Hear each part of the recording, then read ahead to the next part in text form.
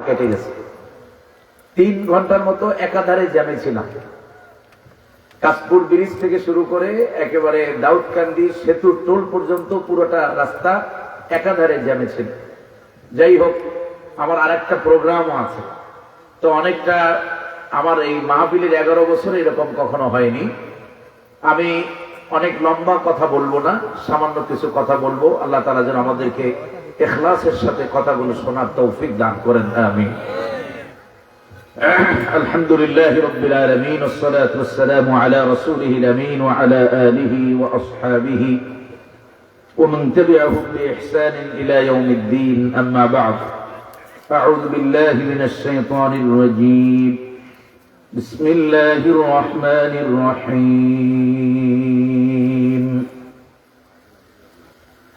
ওয়াল 'আসর ইন্নাল ইনসানা লাফী খুসর ইল্লাল্লাযীনা আমানু ওয়া আমিলুস সালিহাতি ওয়া তাওয়াসাউ বিল হাক্কি ওয়া তাওয়াসাউ বিস সাবর। সাদাকাল্লাহুল আযীম। আমি আপনাদের খেদমতে কোরআনুল কারীমের সর্বকনিষ্ঠতম একটি সূরা সূরাতুল আসর তেলাওয়াত করেছি। আল্লাহ তাআলা যদি তৌফিক দান করেন, এই ছোট্ট সূরাটার আলোকে কিছু কথা বলার চেষ্টা করব। মা তৌফিকি ইল্লা বিল্লাহ, আলাইহি তাওয়াক্কালতু ওয়া ইলাইহি রাব্বুল আরশিল কারীম, হাসবুনাল্লাহু ওয়া নি'মাল ওয়াকিল, নি'মাল মাওলা ওয়া নি'মান নাসীর।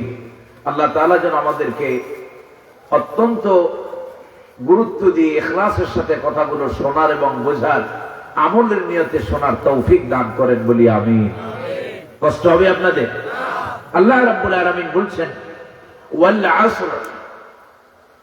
আসরুনের আগে একটা ওয়াও আছে, এই ওয়াওটাকে আরবি গ্রামারে ওয়াওয়ে কাসমিয়া বলা হয়।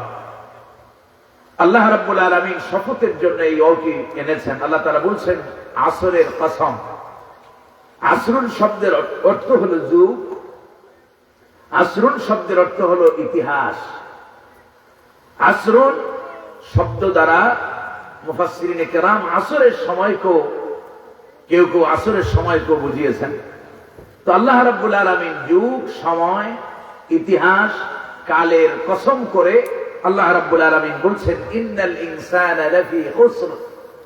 নিশ্চয়ই পৃথিবীর সমগ্র মানব মণ্ডলী, all mankind, all human being, পৃথিবীর সমগ্র মানুষেরা রয়েছে ক্ষতির মধ্যে নিমজ্জিত। সমস্ত মানুষেরা ক্ষতিগ্রস্ত। এর এই ক্ষতি থেকে বাঁচার জন্য রব্বে কারীম ফর্মুলা দিয়েছেন 4টা। কয়টা? 4টা কাজ যারা করবে তারা মহা ক্ষতি থেকে বেঁচে যাবে। আল্লাহ রাব্বুল আলামিন বলেন ওয়াল আসরি ইন্নাল ইনসানা লাফী খুসর ইল্লাল্লাযীনা আমানু ওয়া আমিলুস সালিহাতি ওয়া তাওয়াসাউ বিল হাক্কি ওয়া তাওয়াসাউ বিস সাবর। আল্লাহ রাব্বুল আলামিন বলেন সময়ের কসম, যুগের কসম, ইতিহাসের কসম, তামাম পৃথিবীর মানব গোষ্ঠী, মানব মণ্ডলী, মানব জাতি মহা ক্ষতিগ্রস্ত। এই মহা ক্ষতি থেকে যদি কেউ বাঁচতে চায় তাদের জন্য ফর্মুলা দিয়েছেন 4টা। কয়টা? 4টা। আল্লাহ রাব্বুল আলামিন বলেন ইল্লাল্লাযীনা আমানু, যারা নাকি ঈমান আনবে, যারা কি করবে? এই পৃথিবীতে একমাত্র সফলতার রাস্তার নাম হলো ঈমান, ঠিক কিনা? সফলতার 1 নম্বর রাস্তার নাম কি? ঈমান। ঈমান ছাড়া পৃথিবীতে যারা আছে, যত কিছু থাকুক না কেন, কিন্তু ঈমান নাই, তার মানে কিচ্ছু নাই, ঠিক কিনা? সবচাইতে বড় ফকির এই দুনিয়াতে যারা ঈমান নাই, ঠিক কিনা? আল্লাহ রাব্বুল আলামিন বলেন ইল্লাল্লাযীনা আমানু, যারা ঈমান আনবে। আবার সূরা মুমিনুনে আল্লাহ বলেন ক্বাদ আফলাহাল মুমিনুন, অবশ্যই অবশ্যই মুমিনরাই সফল কাম হয়েছে। সুবহানাল্লাহ বলবেন না? সফল হয়েছে কারা? মুমিনেরা। আল্লাহ রাব্বুল আলামিন বলেন পৃথিবীতে একমাত্র সফলতা লাভ করেছে যারা নাকি মুমিন। আর মুমিন কারা?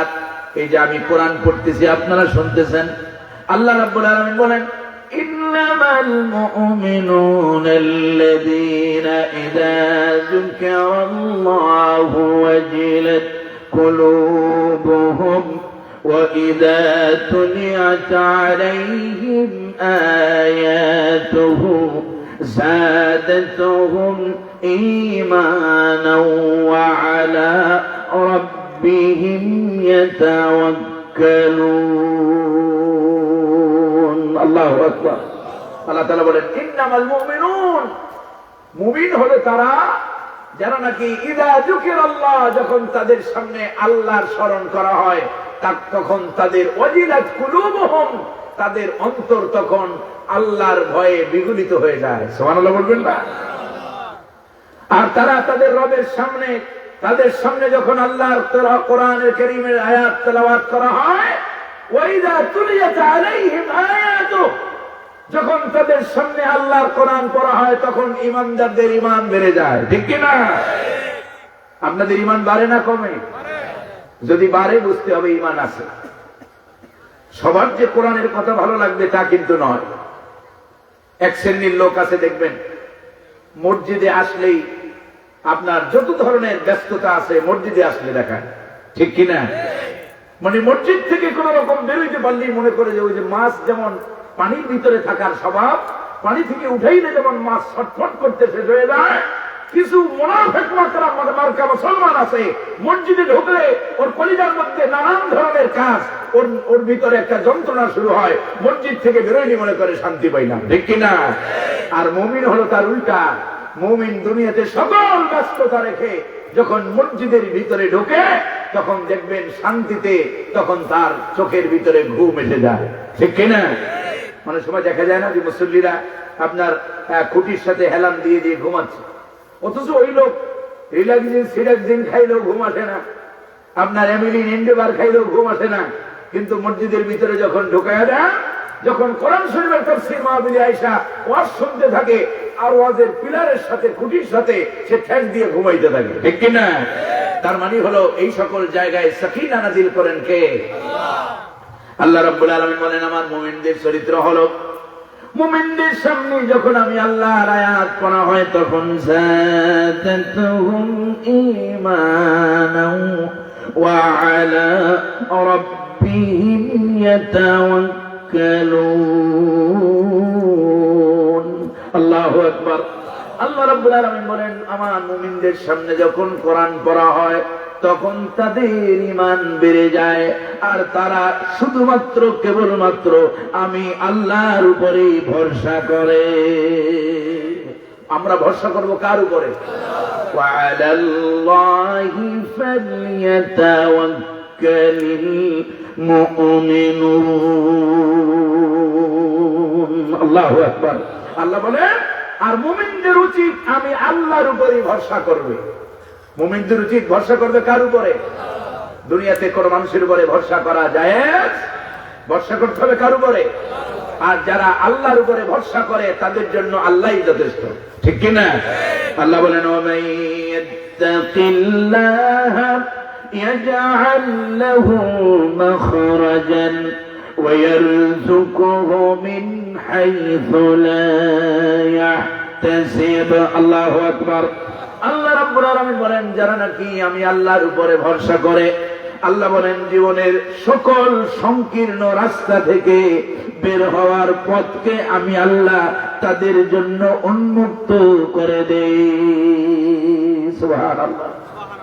আল্লাহর উপরে যারা ভরসা করবে তাদের জন্য রাস্তা উন্মুক্ত করে দেন কে? ওসমান হাদি ভরসা করছে কার উপরে? ভরসা করছে কার উপরে? কি তেজদীপ্ত ঈমান! মানুষের ঈমান কত মজবুত হয়ে পারে তার ঘোষণা আসতে পারে যে আমরা আল্লাহর রাস্তায় শহীদ হতে চাই। ঠিক কিনা?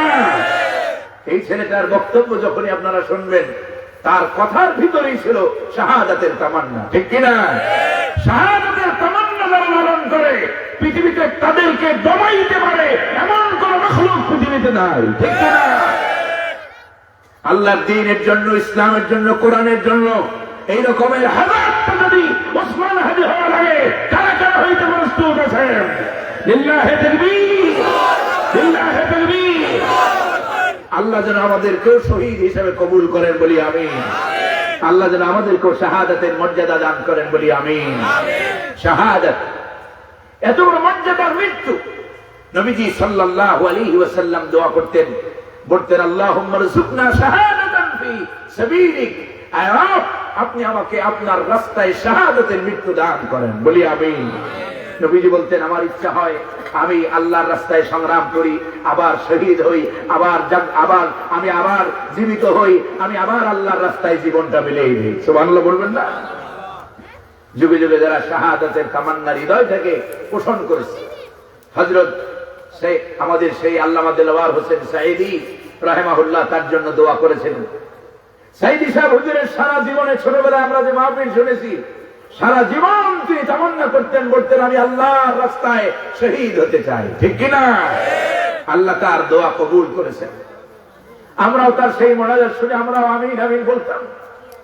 আল্লাহ তার শাহাদাতকে কবুল করেছেন। এইভাবে যে কবুল করবেন আমরা কল্পনাও করতে পারি না, ঠিক কিনা?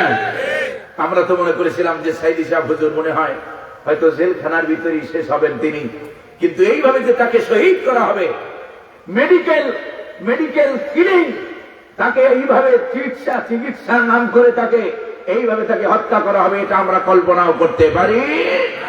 আল্লাহ যেন তার শাহাদাতকে কবুল করেন বলি আমিন। ভাইরা আমার, যারা শহীদ হয় আল্লাহ রাব্বুল আলামিন বলেন, কোরআনে কারীমের ভিতরে আল্লাহ রাব্বুল আলামিন ঘোষণা দিয়েছেন যারা আমার রাস্তায় শহীদ হয় তোমরা তাদেরকে লা তাকুলু লিমান ইউকতালু ফি সাবিলিল্লাহি আমওয়াত বাল আহয়াউন ওয়ালাকিন লা তাশউরুন। আল্লাহু আকবার। আল্লাহ বলেন যারা আমি আল্লাহর রাস্তায় শহীদ হয়, আমি আল্লাহর রাস্তায় মৃত্যুবরণ করে তোমরা তাদেরকে মৃত্যু বলো, বরং তারা জীবিত, তোমরা টের পাও, তোমরা বুঝতে পারো না। আবার আর এক আয়াত আসছে, আল্লাহ বলেন তারা বরংস তারা জীবিত এবং আমি আল্লাহর পক্ষ থেকে রিজিক প্রাপ্ত হয়। সুবহানাল্লাহ বলবেন না? আজকে বাংলাদেশের আরো প্রায় 100-র উপরে যুবকদেরকে হত্যার জন্য ভারত নাকি টার্গেট দিয়েছে। আমরা বলি এই দেশের মুসলমান যুবক যার ভিতরে ঈমান আছে, ভারত তোমরা জেনে রাখো 100 আর 1000 নয়, 1 লক্ষ নয়, 1 কোটি যুবককেও যদি শহীদ করা হয় তারা এই রাস্তা থেকে পিছপা হবে না, ঠিক না? বাতিলের সাথে মোকাবিলা করতে করতে ইসলাম এই পর্যন্ত আসছে, ইসলামকে কেউ ঠেকাতে পারে না। বিশ্বকবি আল্লামা ইকবাল বলেন, बातिल से दबने वाले आए आसमान ही हम, बातिल से दबने वाले आए आसमान ही हम, सोबर कर चुका है तू इम्तिहा हमारा। बातिलेर सामने পরীক্ষা দিতে দিতে মুসলমানরা অদ্যবধি পর্যন্ত এসেছে। মুসলমানরা পরীক্ষা দিতে জানে, বাতিলের সামনে হার মানতে জানে না, ঠিক কিনা? আজকে বাতিল নানান রূপে আগমন করতেছে, ঠিক কিনা? কখনো ইন্ডিয়ার রূপে, কখনো ইন্ডিয়ান এজেন্ট বাংলাদেশে আছে না নাই? বিভিন্ন দলের ভিতরে ঘাপটি মেরে আছে না নাই? কি সুন্দর মাঝে মাঝে আমাদেরকে ওনারা সলিউশন দেন। সেই সলিউশনের ভিতরে ইন্ডিয়ার প্রেম আছে না নাই? প্রথম আলো আর ডেইলি স্টার, আপনার গতকালকে তারা আমাদের কিছু তরুণেরা রাগান্বিত হয়, হয়তো কিছু তারা ভাঙচুর করেছে। এখন প্রথম আলো আর ডেইলি স্টার কেন ভাঙলো? এই জন্য তাদের কলিজার মধ্যে জ্বালা পড়া শুরু হয়েছে। অথচ বাংলাদেশের নিকৃষ্ট এই দুটো পত্রিকা বাংলাদেশের মানুষেরকে সবচেয়ে বেশি অত্যাচার নির্যাতনের সবচেয়ে বড় হাতিয়ার ছিল এরা, ঠিক কিনা? উচিত ছিল হাসিনার সাথে সাথে এদেরও কবর রচনা করা, কিন্তু আজকে দেখবেন সুশীলের অভাব। সুশীলতা দেখায়, সুশীলতা দেখান ভালো কথা, কিন্তু মনে রাখবেন এই জায়গা থেকে গত রাতের এই শিক্ষা থেকে যদি ওরা শিক্ষা না নেয়, এই মতি সেই মতি যে মুহাম্মদুর রাসূলুল্লাহ সাল্লাল্লাহু আলাইহি ওয়াসাল্লামের ব্যঙ্গাত্মক কাফন আঁকছিল, ঠিক কিনা? এবারে সাবেক বাইতুল মুকাররমের ইমাম খতিব হযরতুল আল্লাম মাওলানা খতিব ওবাইদুল হক রাহমাতুল্লাহ আলাইহি, তখন তিনি জীবিত ছিলেন, তার হাতে তওবা করেছে এই বেয়াদব, আর বলেছিল যে কোনদিন ইসলামের বিরুদ্ধে আর কোন কথা সে প্রথম আলোতে লিখবে। কিন্তু এই বেয়াদব তার কথা রক্ষা করে নাই। এই পর্যন্ত আল্লামা দেলোয়ার হোসেন সাইদি সহ বাংলাদেশের ইসলামী আন্দোলনের যতগুলো নেতাকে ফাঁসি দেওয়া হয়েছে সবগুলোর মূল মন্ত্র ছিল এই প্রথম আলো, ঠিক কিনা? এই ভারতের দালালদেরকে সমুচিত জবাব দিতে হবে। এরা যেন আর ভবিষ্যতে এদেশের ইসলাম মুসলমান দিয়ে আর যেন কোনো খেলা খেলতে না। আল্লাহ যেন আমাদেরকে বোঝার তৌফিক দান করে, বলি আমিন। তো ভাইরা, বলতেছিলাম মুসলমানদের সফলতার 1 নম্বর মন্ত্রের নাম হলো ঈমান। 1 নম্বর কি? 2 নম্বর ওয়ামিলুস সালিহাত, 2 নম্বর আমলে সালেহ। 2 নম্বরে কি? আমলে সালেহ। আমলে সালেহ বুঝেন তো আপনারা? ভালো কাজ, বাংলা হলো ভালো কাজ। এখন এই ভালো কাজ বলতে কোন ভালো কাজ? মুহাম্মদুর রাসূলুল্লাহ সাল্লাল্লাহু আলাইহি ওয়াসাল্লামের মাধ্যমে আল্লাহ রাব্বুল আলামিন যেগুলোকে হালাল করেছেন সেগুলো করা, আর মুহাম্মদুর রাসূলুল্লাহ সাল্লাল্লাহু আলাইহি ওয়াসাল্লামের মাধ্যমে যেগুলোকে আল্লাহ তাআলা হারাম করেছেন সেগুলো থেকে বিরত থাকা। কথা বুঝতে পারেন নাই? নবীজি যে সকল কাজ করতে বলেছেন সেগুলো করা, আল্লাহর পক্ষ থেকে ওহী প্রাপ্ত হয়ে, আর আল্লাহর পক্ষ থেকে নিষেধ প্রাপ্ত হয়ে যে সকল কাজ থেকে নিজে বিরত থেকেছেন, বিরত থাকতে বলেছেন, সে সকল কাজ না করা। কথা বোঝা গেছে? খুব সংক্ষেপে আমি আপনাদের সামনে আলোচনা পেশ করার চেষ্টা করছি। 3 নম্বরে আল্লাহ রাব্বুল আলামিন বলছেন, যদি সফল হতে চাও ওয়াতাওয়াসাউ বিল হক, পরস্পর তাসাউ বিল হকের কাজ কর। তাসাউ বিল হক কি? তাসাউ বিল হক হচ্ছে আল আমরু বিল মারুফ ওয়ান নাহি আনিল মুনকার, সৎ কাজের দাওয়াত, অন্যায়ের বাধা। সৎ কাজের আহ্বান, অন্যায়ের। আমাদের মধ্যে আছে এখন অন্যায়ের বাধা নাই, বরঞ্চ বলে দেখিবে শুনিবে বলিবে না, বিপদেও পড়িবে না, ঠিক কিনা? হ্যাঁ, অন্যায় দেখে, অসত্য দেখে, জুলুম দেখে, কিচ্ছু বলে না। নানান মাধ্যমে নানান কিছু দেখার পরেও বাধা দেয় না। আর এই বানায় নিছে, স্লোগান বানিয়েছে, দেখিবে শুনিবে বলিবে না, বিপদেও পড়িবে না। ভাইরা আমার, ইসলামের শিক্ষা এটা নয়। ইসলাম কি বলে? আল্লাহ রাব্বুল আলামিন বলেন, কুনতুম খায়রা উম্মাতিন উখরিজাত লিন-নাসি তা'মুরুনা বিল মা'রুফ ওয়া তানহাউনা 'আনিল মুনকার। আল্লাহ রাব্বুল আলামিন বলেন, তোমরা হলে উত্তম জাতি, তোমাদেরকে welfare for humanity, welfare for human being, মানবতার কল্যাণের জন্য, মানব গোষ্ঠীর কল্যাণের জন্য তোমাদেরকে সৃষ্টি করা হয়েছে। মানবতার কল্যাণ কেমনে হবে? যদি 2টা কাজ করো। একটা হলো তা'মুরুনা বিল মা'রুফ, যদি সৎ কাজের আদেশ দাও। 2 নম্বরে ওয়া তানহাউনা আনিল মুনকার, আর অন্যায়ের যদি বাধা দাও। সৎ কাজের আদেশ, অন্যায়ের বাধা দিলেই মানবতার কল্যাণ হয়ে যায়। এরকম মানবতার কল্যাণকামী সংগঠন বাংলাদেশে আছে না নাই? আছে না নাই? আমি শুধু বলবো না যে এক কাজ, এদেশে দিন কায়েমের জন্য, সৎ কাজের আদেশ বাস্তবায়নের জন্য এবং অন্যায় থেকে মানুষকে বিরত রাখার জন্য আল্লাহর দ্বীনকে জমিনে কায়েম করার প্রয়োজনীয়তা আছে না নাই? আজকে এক শ্রেণীর লোকেরা আমাদেরকে বলে যে এরা ইসলাম নিয়ে রাজনীতি করে। ইসলাম নিয়ে কি করে? ভাইরা, যারা ইসলাম নিয়ে রাজনীতি আমরা করি না, বরং আমরা ইসলামী রাজনীতি করি। আমরা কি করি? ইসলামী রাজনীতি করি। অনেকে বলে যে আমাদেরকে বলে, বিভিন্ন কথা বলে, আবার আমাদের নামে একটা মিথ্যা অপবাদ। আল্লাহর কসম, কোন আমাদের কেন্দ্রীয় কোন নেতা বলে নাই, কোশ্চিন কেন বলে নাই যে জান্নাতের টিকিট দেবে জামাতকে ভোট দেবে। কেউ বলছে নাকি? কেউ কোনদিন বলে নাই। ওরা আমাদের নামে মিথ্যা অপবাদ দেয়, চাপায় দিয়েছে। আল্লাহর গজব করবে যারা মিথ্যা অপবাদ দেয়, ঠিক কিনা? এই রকমের মিথ্যা অপবাদ দিয়ে দিয়ে একজন মামু বাড়ি চলে গেছে। ভবিষ্যতে আর এই রকমের মিথ্যা অপবাদ দিয়েন না, ভুল তথ্য মানুষের মাঝখানে ছড়ালে নিজেরাই এর দ্বারা বিপদে পড়বে, ঠিক কিনা? জান্নাতের টিকিট বেচতে পারে এই রকমের ক্ষমতা দুনিয়াতে কোনো মানুষের আছে?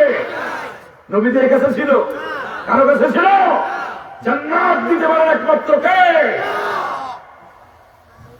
আমরা কিসের দাওয়াত দিই? আমরা মানুষদেরকে জান্নাতের রাস্তা দেখাই। আমরা মানুষদেরকে কি করি? জান্নাতের রাস্তা দেখায়। মানুষদেরকে জাহান্নাম থেকে বাঁচার রাস্তাটা আমরা দেখাই দিই, জান্নাতে যাওয়ার রাস্তাটা আমরা চিনাই দিই। জান্নাতের টিকিট তো বিক্রি করেছেন কে? আল্লাহ রাব্বুল আলামিন বলেন, ইন্নাল্লাহা আশতারা মিনাল মুমিনিনা আনফুসাহুম ওয়া আমওয়ালাহুম বিআন্না লাহুমুল জান্নাহ। আল্লাহ রাব্বুল আলামিন বলেন, নিশ্চয়ই আল্লাহ রাব্বুল আলামিন তোমাদের জান আর মালের বিনিময়ে তোমাদের জান্নাতকে, জান্নাতের তোমাদের জান আর মালকে জান্নাতের বিনিময়ে খরিদ করে নিয়েছেন কে? আমাদের জান আর মাল কার জন্য? কুল ইন্না সালাতি ওয়া নুসুকি ওয়া মাহইয়ায়া ওয়া মামাতি লিল্লাহি রাব্বিল আলামিন। আল্লাহু আকবার। হে নবী আপনি বলেন, কুল ইন্না সালাতি ওয়া নুসুকি, হে নবী আপনি বলেন নিশ্চয়ই আমার নামাজ আর আমার কুরবানি। এখানে কায়দা বোঝেন, ইবাদত দুই প্রকার। ইবাদত কয় প্রকার? কথা বুঝতেছেন আপনারা? আমার গলাটা বসা, প্রচন্ড ঠান্ডা। গত রাতে প্রোগ্রাম করেছি সেই কোথায় ভুয়াপুরে, ভুইয়াপুর বা ভুয়াপুর বলে, টাঙ্গাইলে একেবারে সেই প্রত্যন্ত অঞ্চলে নদীমাতৃক এলাকা, আপনার যমুনা নদীর পাড়ে চরের ভিতরে ভাবিল করেছি, ঠান্ডার ভিতরে। এবার আবার আজকে সকালবেলা রওনা দিয়ে আসলাম এই কক্সবাজারের। কক্সবাজার তো কাছেই নাকি, বরঞ্চ চট্টগ্রামের থেকে কক্সবাজার আরো বেশি কাছে। পেকুয়া তো সামনে নাকি, পেকুয়া, টয়টং, বা এরপরে আপনার মহেশখালী, কুতুবদিয়া, এদিকে অনেক জায়গায় আসছে। এই শেখের খিলো আমি আসছি বোধহয় আপনার কয়েক বছর আগে। আমি মাওলানা তারেক মনোহর ভাই আসছিলাম, সেদিনও এসে গেছি আপনাদের পাশে। সেদিন আসছিলাম না, অক্টোবর মাসে নাকি, অক্টোবর মাসে আসছিলাম। আপনার আমাদের শাহজাহান চৌধুরী সাহেব আসছিলেন, ওখানে আসছিলাম। তো যাই হোক, বিভিন্ন জায়গায় আসছি। তো ঠান্ডা জনিত কারণে গলাটাও বসা, শরীরটাও খারাপ, আর এই জন্য অনেক লম্বা কথা আমি বলবো না। তাহলে মানুষ, আমাদেরকে আল্লাহর দ্বীনের দাওয়াত আমাদেরকে মানুষের সামনে দিতে হবে, ঠিক কিনা? আর আল্লাহ তাআলা বলেন, ওয়াতাওয়াসাউ বিল হক, পরস্পর হকের দাওয়াত। এই হকের দাওয়াত দিয়েছেন তামাম আম্বিয়া আলাইহিস সালাম, সমস্ত মুরসালিনগণ দ্বীনে হকের দাওয়াত দিয়েছেন। আল্লাহ রাব্বুল আলামিন কোরআনে কারীমে বলেন, ওয়ালতাকুম মিনকুম উম্মাতুন ইয়াদউনা ইলাল খায়র ইয়া'মুরুনা বিল মা'রুফ ওয়া ইয়ানহাউনা আনিল মুনকার। তোমাদের মধ্যে এমন একটা গোষ্ঠী, এমন একটা দল থাকার দরকার, থাকা প্রয়োজন। ওয়ালতাকুম মিনকুম উম্মাহ ইয়াদউনা ইলাল খায়র, যারা মানুষদেরকে কল্যাণের দিকে আহ্বান করবে, মঙ্গলের দিকে আহ্বান করবে। এখন জিজ্ঞেস করেন মঙ্গল কিসে হবে, কল্যাণ কিসে হবে? আল্লাহ বলেন, ইয়া'মুরুনা বিল মা'রুফ, যদি সৎ কাজের আদেশ দাও, ওয়া ইয়ানহাউনা আনিল মুনকার, আর অন্যায় থেকে বাধা দাও, তাহলে মানবতার কল্যাণ হবে। সুবহানাল্লাহ। সাইয়েদনা লোকমান আলাইহির রাহমা তার ছোট্ট সন্তান, কলিজার টুকরা সন্তানকে ছোট্টবেলায় উপদেশ দিচ্ছেন, বলছেন, আমার কলিজার টুকরা সন্তান, ইয়া বুনাইয়া আকিমিস সালাতা ওয়া আমুর বিল মা'রুফ ওয়া নাহা আনিল মুনকার ওয়াসবির আলা মা আসাবাক ইন্না যালিকা মিন আজমিল উমুর। আল্লাহু আকবার। হযরত লোকমান বলছেন, আমার কলিজার টুকরা সন্তান, ইয়া বুনাইয়া আকিমিস সালাত, নামাজ কায়েমের আন্দোলন করো। সুবহানাল্লাহ বলবেন না? হযরত লোকমান তার ছোট্ট সন্তানকে উপদেশ দিচ্ছেন। অনেকগুলো উপদেশ সূরা লোকমানে আপনারা শুনবেন, আমার তাফসীর আছে, এরপরে আরো অসংখ্য উলামায়ে কেরামের তাফসীর আছে, ইউটিউবে সার্চ দিয়ে দেখবেন। আমার প্রায় 2 ঘন্টার উপরে তাফসীর আছে এই সূরা লোকমানের উপরে। হযরত লোকমান বলছেন, ইয়া বুনাইয়া আকিমিস সালাত, আমার কলিজার টুকরা সন্তান, নামাজ কায়েমের আন্দোলন করো। সুবহানাল্লাহ বলবেন না?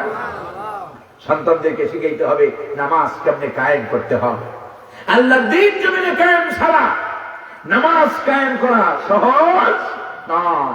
আল্লাহর দ্বীন জমিনে বাস্তবায়ন হলে রাষ্ট্র থেকে ঘোষণা হবে, আগামীকালকে যদি ইসলামিক পার্লামেন্ট গঠিত হয়ে যায়, পার্লামেন্টের যিনি প্রধান হবেন সেই পার্লামেন্ট প্রধান তিনি ঘোষণা করবেন, আগামীকাল থেকে আমার এই রাষ্ট্রে প্রতিটি জায়গায় প্রতিটি পদে ইউনিভার্সিটিতে ভাইস চ্যান্সেলর তার ইমামতিতে নামাজের সময় হলো তার ইমামতিতে সকলকে নামাজ পড়তে হবে বাধ্যতামূলক, ঠিক কিনা? তখন আর অস্কুরা গায়ে হাত দিয়ে বলা লাগবে না, ভাই দয়া করে নামাজটা পড়েন, আসেন চলেন মসজিদে যাই, মসজিদে গেলেই জান্নাত পাওয়া যাবে, এই রকমের বুঝানো লাগবে না। রাষ্ট্র থেকে নামাজ আল্লাহ তাআলা কোরআনে বলছেন, আল্লাযীনা ইম্মাক্কান্নাহুম ফিল আরদ, আমি যদি আমার মুমিনদেরকে ক্ষমতা দেই তাহলে আমার মুমিনরা ক্ষমতা পাওয়ার পরে তারা 4 দফা কাজ করবে। কয় দফা কাজ? 1 নম্বর আকামুস সালাম, তারা নামাজ কায়েম করবে। 2 নম্বরে যাকাত আদায় করবে। 3 নম্বর ওয়া আমারু বিল মা'রুফ ওয়া নাহাউ আনিল মুনকার, সৎ কাজের আদেশ দেবে আর অন্যায় থেকে মানুষদেরকে বাঁচায় রাখবে। এই পৃথিবীতে একটা রাষ্ট্র আছে কোরআনের উপরে চলে। কয়টা রাষ্ট্র? একটা রাষ্ট্র, তার নাম আফগান। গোটা পৃথিবীর ভিতরে একটা রাষ্ট্র। এই রাষ্ট্রের একটা মন্ত্রণালয়ের নাম আছে আপনার, সেই মন্ত্রণালয়ের নাম হলো আল আমরু বিল মা'রুফ ওয়ান নাহি আনিল মুনকার। সেই মন্ত্রণালয়ের কাজই হলো মানুষদেরকে ভালো কাজের দাওয়াত দেওয়া আর অন্যায় থেকে, এখন অন্যায় থেকে বিরত কেমনে রাখে? একদিন যে দেখলাম তুমি গাঞ্জা খাইতেছো, তোমার যে প্রথম দিন নসিহত করা হলো, দ্বিতীয় দিন তোমার আর নসিহত হবে না, দ্বিতীয় দিন হাতে যেটা থাকবে সেটা দিয়ে নসিহত, ঠিক কিনা? ইসলাম, এজন্য ইসলাম কায়েম করা দরকার আছে না নাই? ইসলাম যদি কায়েম হয় তাহলে কোন মদখোর মদ খাইতে পারবে না। এই যন্ত্রই ইসলামের বিরুদ্ধে উঠে পড়ে লাগছে, ঠিক কিনা? যখন চাঁদাবাজি দাঙ্গাবাজি চলবে না, মন্ত্রণালয় তখন কাজ করবে, ঠিক কিনা? ভাইরা আমার, এই জন্য সকল রাম আর বাম আবার নিজেদেরকে ডান পরিচয় দিয়া তলে তলে বামদের সাথে আতাত করা পার্টিরাও বড় দল বলে যারা দাবি করে, তারাও ইসলাম প্রতিষ্ঠার সবচাইতে এখন বড় বাধা দেয়, ঠিক কিনা? কিন্তু এই বাধা এখন আর মানুষেরা মানবে না ইনশাআল্লাহ। আগামীকাল সূর্য উদয় হওয়া যেমন সত্য, তার চাইতে 1000 গুণ বেশি সত্য আগামীতে এদেশ হবে ইসলামের পার্লামেন্ট হবে কোরআনের, ঠিক কিনা? এই আশা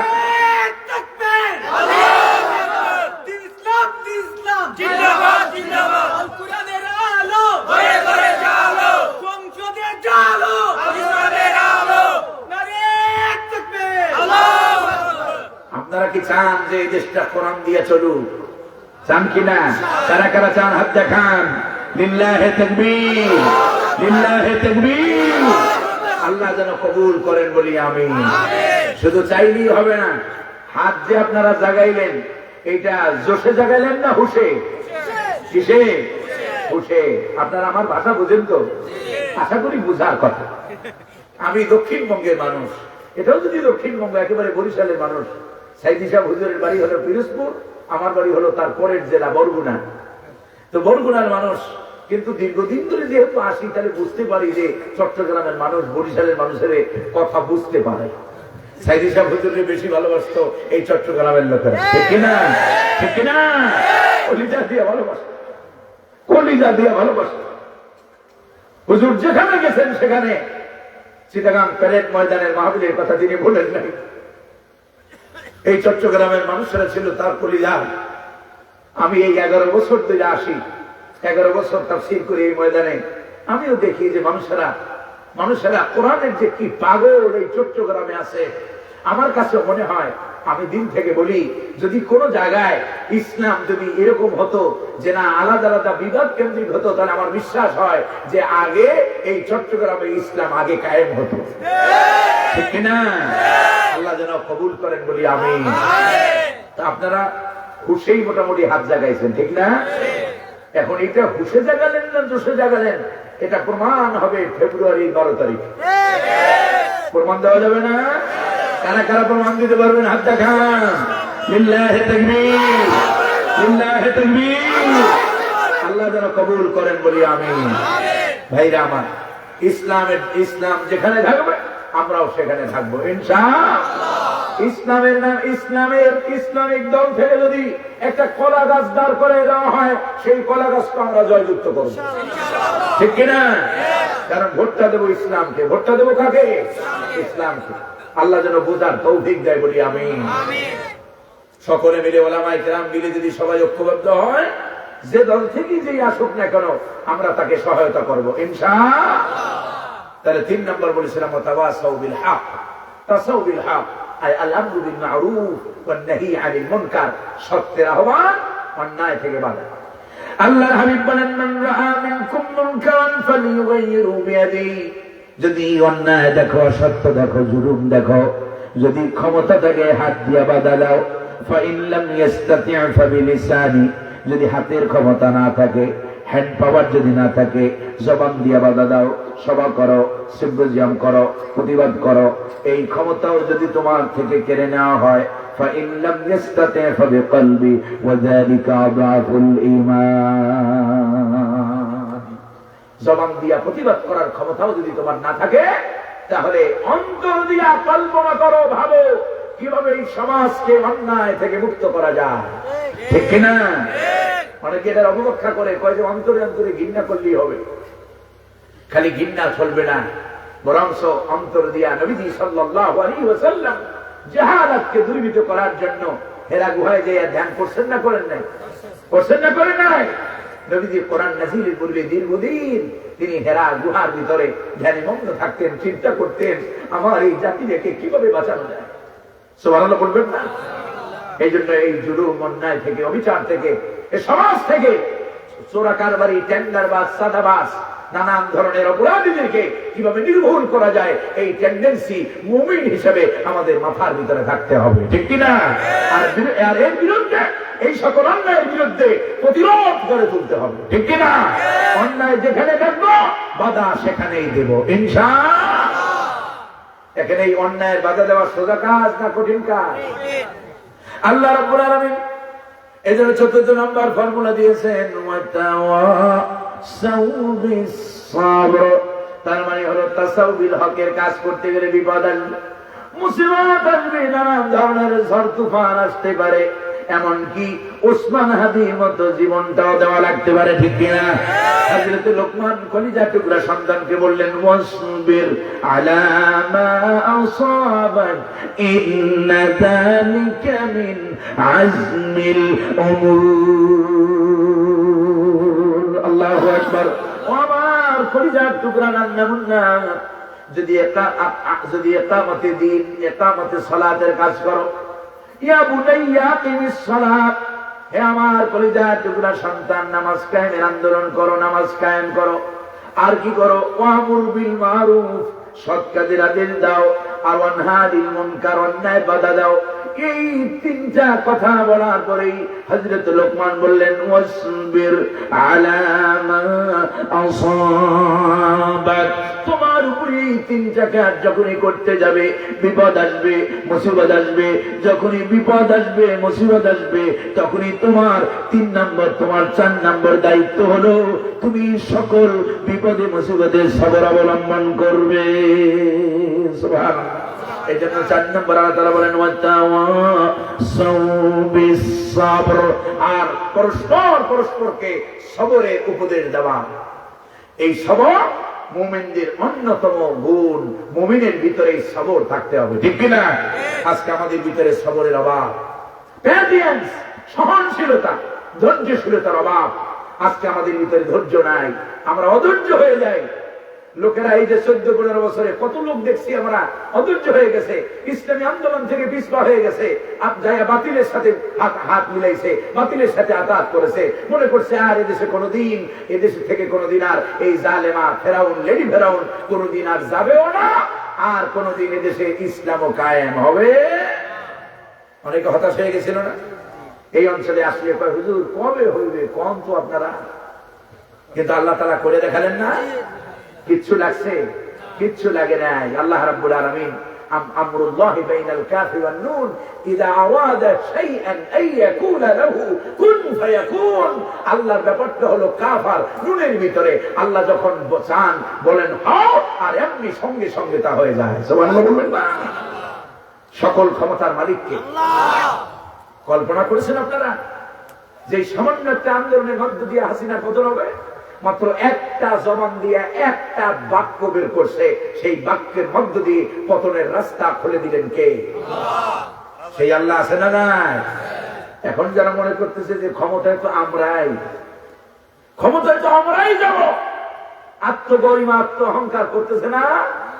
ইউনিভার্সিটি গুলো তো এরকম আত্ম অহংকার করেছিল, কিন্তু ইউনিভার্সিটিতে যে দশা হয়েছে, যদি বেশি অহংকার করো আগামীতে ফেব্রুয়ারি মাসেও এই একই চরিত্র জাতি দেখার সম্ভাবনাই বেশি। কথা বোঝেন নাই মনে হয়? আল্লাহ যেন এই জাতিকে বোঝার তৌফিক দান করে বলি আমি। সবর অবলম্বন করতে হবে। আল্লাহ তাআলা বলেছেন ইসতাঈনু বিস-সাবরি ওয়াস-সালাহ, তোমরা নামাজ আর ধৈর্যের মাধ্যমে আমি আল্লাহর কাছে সাহায্য চাও। সালাত আর সবরের মাধ্যমে সাহায্য চাইবো কার কাছে? নবীজি জীবনে যখনই বিপদে পড়েছেন তখনই মুসাল্লায় দাঁড়িয়ে গেছেন। আল্লাহর হাবিব বলেন হাদিসের ভিতরে আসছে যা হাদাবা আমরুন ফাজা ইলাস সালাহ, নবীজি যখনই কোন সমস্যার সম্মুখীন হয়েছেন সঙ্গে সঙ্গে নামাজে দাঁড়াইছেন। নামাজের মুসাল্লা থেকে সমস্যার সমাধান দিয়েছেন কে? এই জন্য বিপদে আসবে, মুসিবত আসবে, যখনই বিপদে পড়বেন, মুসিবতে পড়বেন, দুনিয়ার কারো কাছে যাবেন না। প্রথমে মনে করেন আপনি অফিসে বসে আছেন, বাসা থেকে ফোন আসছে, তোমার ছেলে আগুনে পড়ে, তোমার ছেলে পড়ে গেছে, তোমার ছেলের হাত পড়ে গেছে, আপনি অফিসে বসে আছেন। প্রথমে 2 রাকাত পড়বেন। প্রথমে কয় রাকাত পড়বেন? প্রথমে 2 রাকাত সালাত আদায় করেন, ধৈর্য নিয়ে সালাত আদায় করেন, আল্লাহর কাছে চোখের পানি ফেলে দেন। রব্বুল আলামিন, আমি তো এখন আমার বাসায় নাই, অথচ আমার সন্তানটা বিপদগ্রস্ত। রব্বুল আলামিন, তুমি উত্তম অভিভাবক হয়ে তুমি আমার সন্তানের জন্য উত্তম ব্যবস্থা করে দাও। দেখবেন আপনি বাসায় থাকলে যে ব্যবস্থা নিতেন তার চাইতে উত্তম ব্যবস্থা করতে পারেন কে?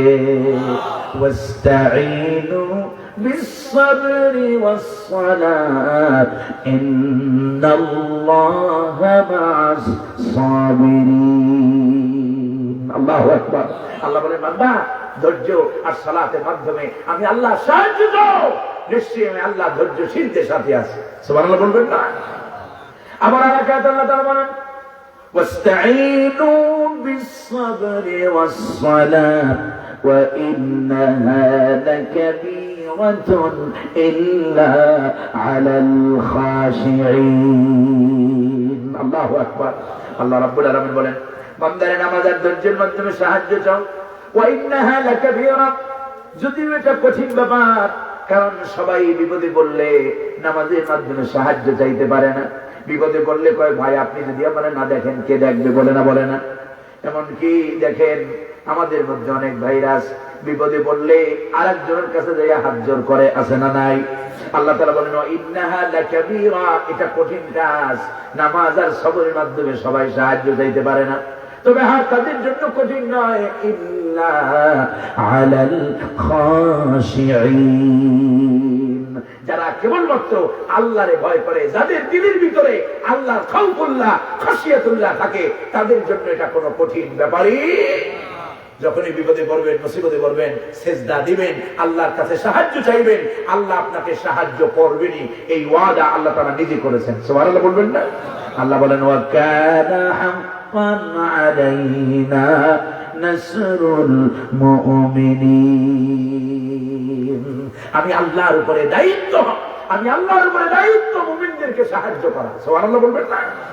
সুতরাং বিপদে মুসিবতে সাহায্য চাইবো কার কাছে?